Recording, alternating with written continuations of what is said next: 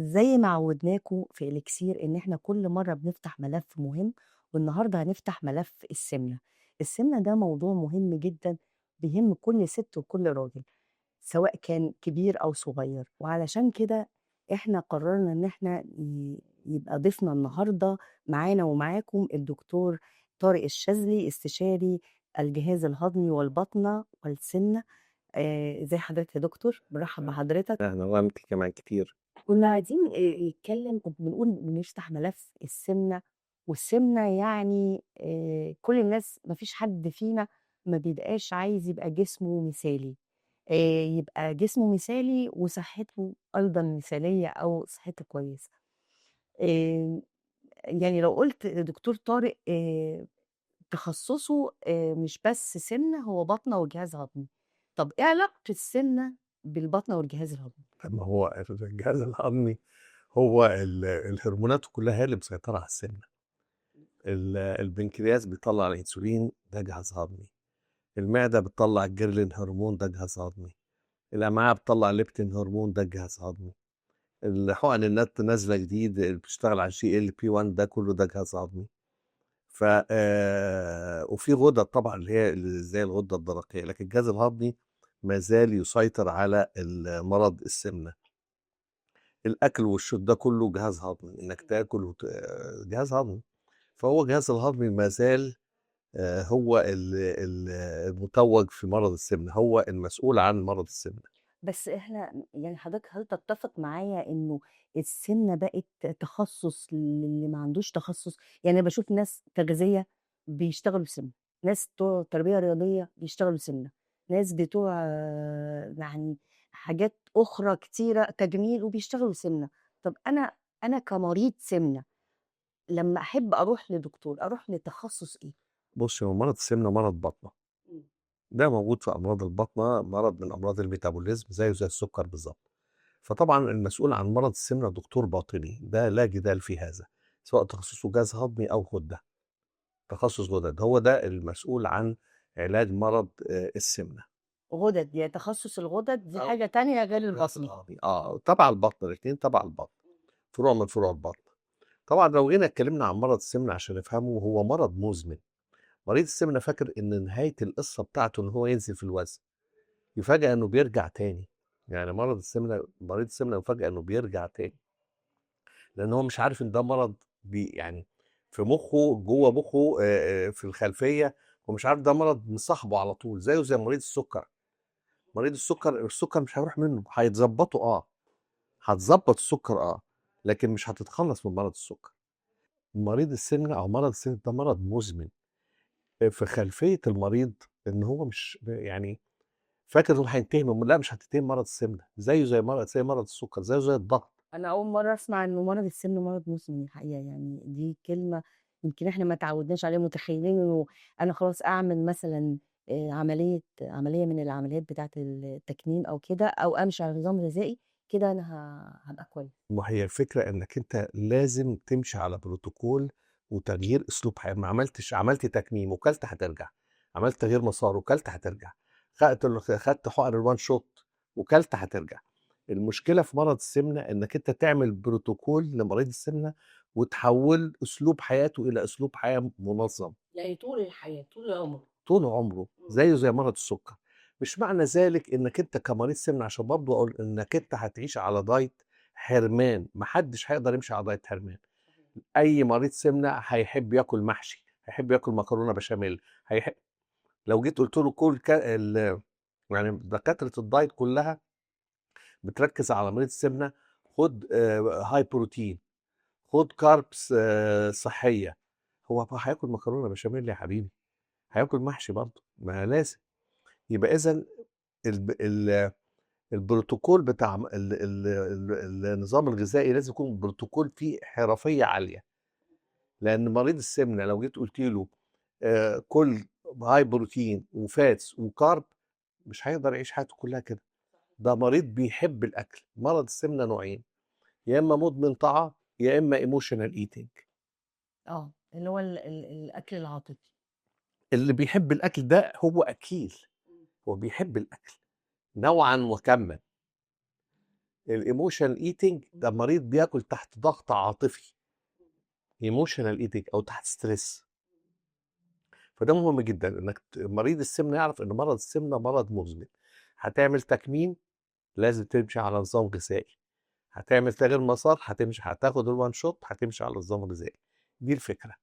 طيب بالنسبة كنا اتكلمنا عن إيه الفرق ما بين الجينات الوراثية هي أقوى في علاج مريض السمنة في علاجه والّا الأكل؟ يعني أنا أمنع الأكل والّا أضبّط الجينات والّا إيه؟ ما الجينات المسؤولة عن السمنة بتبقى جينات نايمة، يعني جينات خاملة نايمة، أنت اللي بتعمل لها exaggeration بالأكل. يعني ما يعني مريض السمنة طبعًا في جينات معيّنة زي مثلًا تلاقي واحدة تخينة من تحت، ده جينيًا سمنة الكمثرى، واحدة تخينة من فوق، ده جينيًا، واحدة دراعاتها بس تخينة، ده جينيًا.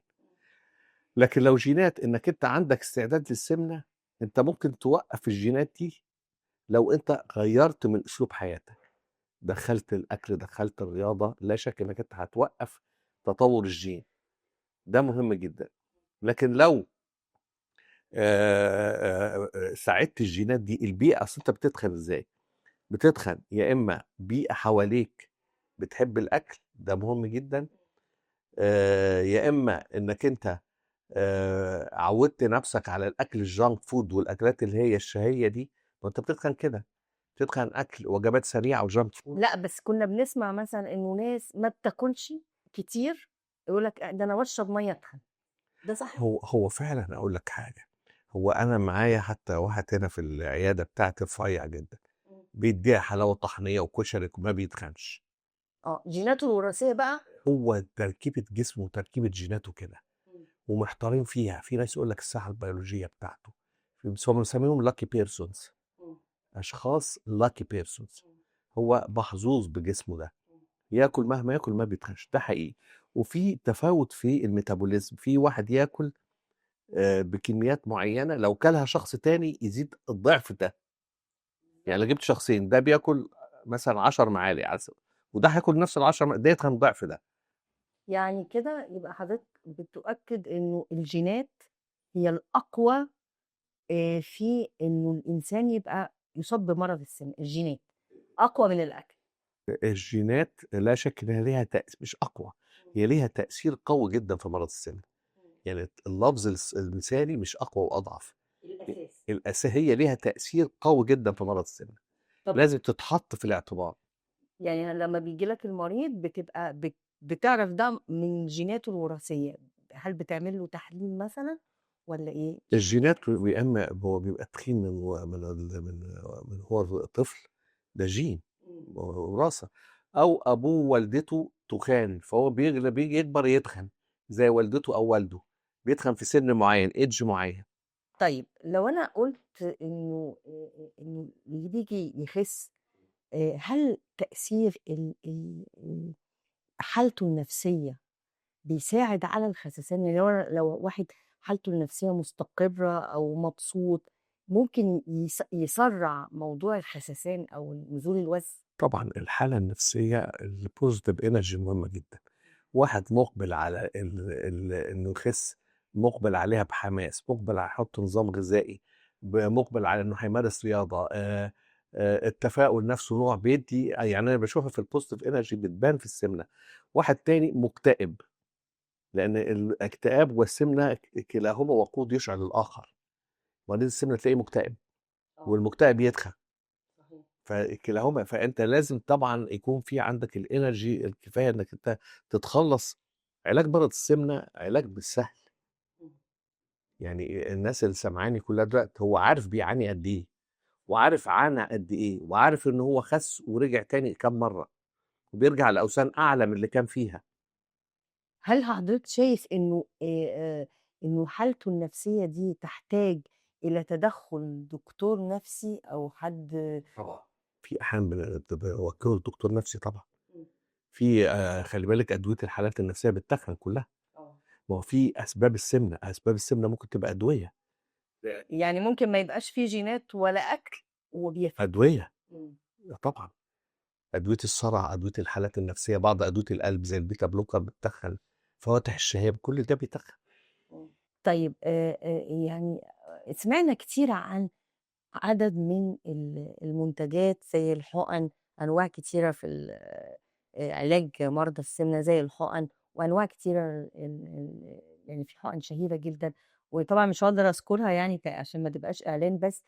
إلى أي مدى كفاءة الحقن؟ يعني لو جينا قسّمنا أو رتّبنا كده العمليات الجراحية اللي هي زي التكميم وتخريج المسار، الحقن موضعية، الجلسات اللي هي بالتبريد والتسخين، الترتيب كده الكفاءة. في إنزال وزن وتشكيل جسم. حقن عمليات التكميم وليه عمليات إنزال وزن، إنزال وزن. مش تشكيل جسم. اللي هي علاج مرضى السن. آه. طلوع الحقن النازلة جديد الوان شوت اللي هي زي المونجارو وزي الوجوفي، دي أنا باعتبرها ثورة في عالم الطب، وحطت السمنة في حتة تانية خالص. دي بقى إيه، إنزال وزن والّا تكوي والّا تشكيل جسم؟ إنزال الوزن. آه. اللي هي حقن كانت ابتدت بالساكسندا ليجروتايد، بعد كده الأوزempic والوجوفي. الوجوفي دلوقتي هو نزل خلاص أول السنة دي، ده إنزال وزن. وحقن الكريسبيبتايد اللي هي المونجارو دي إنزال وزن. الحقن دي يعني أنا باعتبرها صيحة وثورة في علاج السمنة. عليها كلام، لأ، الكلام اللي عليها ده كلام خاطئ تمامًا. لأنك أنت مثلًا يقول لك حقن ليها أضرار، لا هي ما لهاش أضرار ولا خطورة. حاجتين مهمين جدًا، الغدة تبقى كويسة، الأميليز البنكرياس الأميليز واللايبيز لازم يبقى كويسين، دول من الحاجات المهمين جدًا في التحليل. تالت حاجة الجرعة اللي بتتاخد. في ناس مش دكاترة بيدّوا الجرعة يعني بطريقة يعني أنا عشوائية، فدي بتعمل لا شك ضرر بتعمل damage عنيف للمعدة وللأمعاء، ممكن يوصل لparalysis في حركة المعدة والأمعاء، لأنه بيدّوا جرعة ما هياش الجرعة المتّفق عليها طبيًا. الجرعات المتّفق عليها طبيًا بتبقى جرعات محددة وبتبتدي test dose للمريض، بتشوف وتزوّد أو تمنعها لو ضرته تمنعها. طب وده ليه علاقة إنه لازم قبل ما أدّي الحقن أعمل بعض التحاليل علشان أعرف الجسم ده محتاج إيه، فيه نقص في فيتامينز إيه؟ لأ، هي ليها تحليلات معيّنة، تحاليل غدة أو تحاليل بنكرياس، هي تحاليل مهمة جدًا قبل ما تدّي الحقن ديّة، ده من الحاجات المهمة. طبعًا المراكز دي أو الحاجات اللي هي غير مقننة أو اللي هي غير متخصصة طبعًا بتدّي الموضوع بعشوائية. تدّيه بعشوائية، وبعدين خلّي بال حضرتك في حاجة دلوقتي طالعة جديد بيسمّوا الحقن عشان يجري المريض بطريقة سحرية، يسميها مثلًا برو كات، ألترا كات. الأسامي دي كلّها أسامي وَهْم. الحقن ما زال معروفة هي اللي نزلت واتّفق عليها بمنظمة الصحة العالمية. حقن السيماجلوتايد اللي هي الوجوفي، ده من الحاجات، وحقن الكريسبيتايد اللي هي المونجارو. دول نوعين. النوعين اللي نزلوا في علاج مرض السمنة. ودي اللي منظمة الصحة العالمية أجازتها. إمم. في حقنة اسمها ريتاتروتايد دي هتنزل قريب يعني إن شاء الله يوافقوا عليها وتنزل برضه بنفس الأكشن بس بطريقة أقوى شوية. طيب وهل يعني لمّا أنتم كدكاترة بتختاروا، يعني أنت قايل على نوعين أو 3 من الحقن، هل كل حقنة ليها مميزاتها والّا ليها المريض بتاعها؟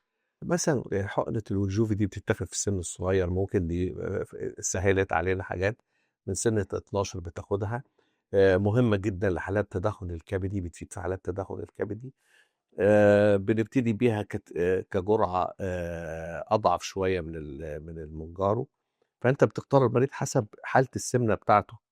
كنت حضرتك كنت بتكلمني عن الحالة اللي كان عندها حساسية من كل الأكل.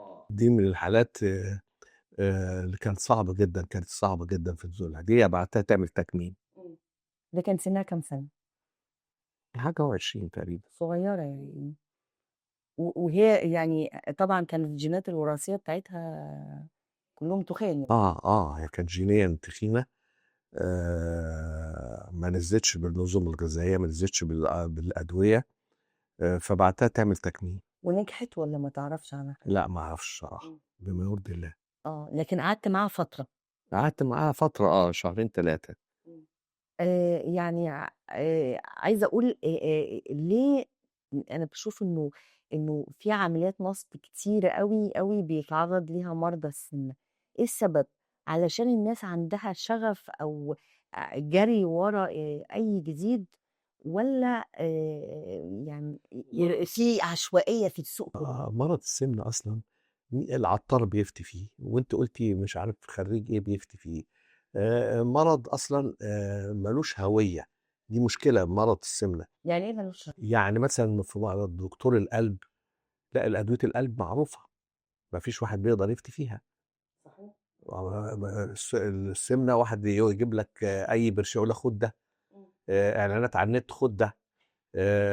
في حاجات ممنوعة زي مادة السيبوترامين، خُد سيبوترامين، اللي هو بيأثّر على الجهاز العصبي. فمرض بيُفتى فيه، ما هواش ليه كاراتيرا زي مثلًا مرض القلب، زي مرض الغدة، ولكن هو دلوقتي ابتدى ياخد صورة المرض. الأدوية اللي نازلة دي مديّة له صورة مرض، إن في علاج بيئي فعلًا. كان في الأول ما فيش علاج، إمم. أدوية ما فيش علاج. هي بس نظام غذائي امنع الأكل ومكملات، كنا بندّي مكملات جارسينيا، كامبوجيا، مش عارف إيه، الحاجات دي كلّها. لكن كعلاج آآ حاسم قوي لأ، ابتدى يظهر دلوقتي. كان زمان في أدوية كنت أعرف إنها بتشتغل على كيميا المُخ، دلوقتي هل الأدوية الجديدة دي ما بتشتغلش على لأ، لأ، هي كان مادة السيبوترامين ودي اتمنعت عالميًا، كان دوا مشهور أوي اسمه الميريديا، أيوه. ده اتمنع عالميًا أصلًا. ما في ناس بتدّيه دلوقتي دعاية وبتنزّله، بس ده ممنوع أصلًا، إمم. يعني عمري ما بادّيه للمريض أصلًا. أدوية السمنة دي لأ، الأدوية السمنة بتشتغل على الGLP-1 والGIP، دي حاجات بتطلع من الجهاز الهضمي، وحاجات طبيعية في جسمك، موجودة في جسمك طبيعي يعني. دلوقتي في ثورة يعني في العالم كُلّه وهي استعادة الشباب، واستعادة الشباب يعني هرمون السعادة يعني الانبساط، يعني كل واحد يبقى يعني مبسوط بنَفْسه، حاسس بالثقة، واستعادة الشباب بقى هوس عند كل الناس سواء في مصر أو برّه مصر، وده من خلال حُقَن ظهرت اسمها الNAD+. عايزاك تكلمني عنها. نات بلس ده كوإنزيم موجود في خلايانا، موجود ربنا وضعه في خلايانا أصلًا. هو مسؤول عن البطارية الenergy، هو اللي بيحفّز الATP اللي بيطلع من الميتوكوندريا إنها تطلع وتدّيك الenergy بتاعتك. بيrepair الDNA بتاع الخلايا، هو المسؤول عن إنه يصلّح الDNA بتاع الخلايا. لا شك إن هو محفّز للenergy، محفّز للطاقة، محفّز للذاكرة، محفّز للبشرة، بيدّي البشرة جمال وبيعيد الشباب. الNAD+ المفروض إن كلنا الناس تاخده بعد سن 30 سنة. أنا باعتبره إن هو من الحاجات الرائعة جدًا، هو والIV drips. الIV drips اللي هي إحنا عندنا فوق ال40 فيتامين ومعدن، دول نقص أي فيتامين ومعدن بيصيب أي خلية بخلل. الخلية عبارة عن مجموعة من الفيتامينات والمعادن، نقص أي فيتامين زي فيتامين D، زي المعدن زي الكروميوم، زنك، مغنيسيوم، سيليكون، كلها حاجات موجودة في جسمنا، نقصها بيأثر على شعرك، بيأثر على ضوافرك، بيأثر على الأداء الوظيفي بتاع الخلية نفسه. الايفي دريبس مهمة جدا بعد التكميم وبعد عمليات تغيير المسار. علشان الناس اللي بتعمل عملية تكميم بتفقد الفيتامينز. فلا شك مفيش امتصاص، فانك تاخدها بالاي في دريبس عن طريق الوريد، لا شك انها رائعه جدا. نقص اكلك، طبيعه اكلك بتبقى فيها نقص فيتامين معينه، فلا شك الاي في دريب من الحاجات اللي انا بحبها برضو جدا. طب هو النت ده عبارة عن إيه؟ هل زي الخلايا الجذعية مثلًا لا، والّا النات ده موجود في جسمك كو انزيم. موجود أيوه، أنا باجيبها منين؟ يعني الsource بتاعها فين؟ يعني source chemical والّا source طبيعي؟ لا، هو بتطلع من حاجه اسمها NMN، إمم. مكون اسمه NMN بيطلع النات بلس. برضه طبيعي والّا chemical؟ بتبقى طبيعي طبعا. طبيعي، منين؟ والّا لا لا، ده ما اقدرش، دي حاجه فارماكولوجي صيدله. يعني دي عبارة عن مجموعة حاجات طبيعية. بيبتايدز موجودة بتتصنّع. بتتصنّع، أنا آه، باتكلّم عشان كده باقول آه، أصل الخلايا الجذعية لأ مش خلايا جذعية. الخلايا الجذعية بنبقى عارفين هي جاية منين، لكن مثلًا وساعات بيعملوا PRP. لأ الPRP ده موضوع تاني. لأ، يعني أقصد أقول إن هي يعني ساعات بتتعمل من جسم الإنسان، بس أنت بتقول إن هي موجودة في جسم الإنسان. ده إنزيم موجود، إنزيم إنزيم. زي الهرمون آه. موجود في جسمك. لأ، أنا بس باسأل ليه، علشان باعرف هل هو في الآخر مادة chemical ممكن يبقى ليها side effect، لأ مش chemical، تأثيرات؟ لأ ده موجود في جسمك، حاجة مادة طبيعية موجودة في جسمك. يعني معنى كده إن أنا أي حد ممكن ياخد الناد يعني ده، أي حد ياخد منها. ما حصلش إنه في ناس ما نفعش معاها الناد؟ من ناحية إيه يعني؟ مثلًا ما قدرتش تكمّل، تعبت، لا، لا، لأ، ما لأ، فيش؟ لأ. يعني ده مُصرّح بيه، مُصرّح بيه طبعًا، منظمة الصحة العالمية أجازته. النات بلس، آه. النات بلس أصلي ده يعتبر زي نوع من أنواع الفيتامين. الفيتامين. ما هوش دوا يعني. تمام. وده طبعًا بيتعمل بعد ما بنعمل للمريض بعض التحاليل؟ النات والّا بلس لأ، آه. النات بلس بتاخد الage process، بتكبر في السن فبتاخده عشان تتعوض. لكن مش باعمل للمريض بعض التحاليل عشان أعرف إذا كان هو محتاج vitamins والّا لأ؟ لأ الIV drips هي في تحاليل معينة بتعمل لك تعرف الفيتامين والمعادن الناقص وتعوض. طيب يعني حضرتك جرّبت الناد بلس؟ آه، وإيه رأيك؟ جميل طبعًا. طيب أنا شُفته. في دكتور اسمه شريف البلتاجي جه خد عندي نات بلس، ده صديق عمري، كان بقى له 7 سنين في لندن. إمم. بيقول لي النات بلس والIV تريبس ده في المولز، يعني موجود في المولز partition الناس بتخش تاخده. إمم. يعني الIV تريبس دي فيتامين ده بتتاخد بالنسبة برّه طبعًا، لسه في مصر ما وصلش للمرحلة دي. إن في مولز لأ آه. لسه لأ. لسه بناخده عند الدكاترة. آه، طب وهل هو مُكلِّف يا دكتور يعني؟ نوعًا ما. أنا لاحظت إنه من خلال بعض الإعلانات إنه أغلب المشاهير بقوا دلوقتي ياخدوا الNAD Plus، وكان مؤخرًا كانت نانسي الدريدي كانوا بيعلّقوا إن هي خدِت حاجة زي كده لاستيعاب مش عارف الولاد. الصراحة. ما تعرفش يعني دي كانت خدمة، لكن أنت ادّيت لبعض المشاهير نفس ده حقيقي آه، وكانت النتائج مبهجة أو أكيد طبعًا، مبشرة. أكيد طبعًا. يعني حضرتك شايف إنه في الآخر مريض السمنة يبقى عنده أمل إنه يعني يستعيد توازنه أو يستعيد جسمه مرض الطبيعي؟ السمنة لو اتعامل بمعاملة مرض بجدية هتنجح فيه. أمال الناس بتتعامل معاه إزاي؟ بنعمل ستار شوية دايتات، شوية حقن، شوية مش عارف إيه، حتى التكميم، أعمل تكميم وأرجع أتخن تاني، ما نفعش أقوم عامل bypass. يعني بتوع التكميم معظمهم عملوا bypass بعدها. فاهمة إيه الفرق ما بين التكميم والbypass؟ لأ التكميم بتخش تقص جزء من المعدة، الbypass bypass المعدة نفسها. بتشيلها خالص؟ آه، بتbypass المعدة نفسها. فلا شك إن في ناس بتاخد الموضوع السمنة ده بتاخده نوع من أنواع عدم الجدية. أي هزار مع مرض السمنة بترجع ترتد تاني. أي نوع من أنواع الهزار مع مرض السمنة بترجع ترتد تاني. بس في ناس مش عندهم سمنة وبيعملوا التكميم، زي المشاهير، يعني في ناس أجسامهم بتبقى عادية، السبعينات والتمانينات وبيعملوا العملية، هل ده مُضِر؟ يعني إذا عمل حد علشان مش عايزة تاكل، يعني هي مش عايزة تاكل فقررت تعمل العملية، شيء يخصها يعني. لكن ما فيش ضرر عليه؟ لأ طبعًا التكميم العملية ليها أضرارها طبعًا. زي إيه؟ نقص فيتامين B12 ده من الحاجات المهمة. خطورة العملية نفسها. ضيق في مجرى المعدة، بتيجي تصاب بيبقى عاملة زي البنانة شكلها، ضيق في مجرى المعدة. سقوط شعر، همدان، ما فيكش طاقة ولا حيلة، ما حصوات مرارة.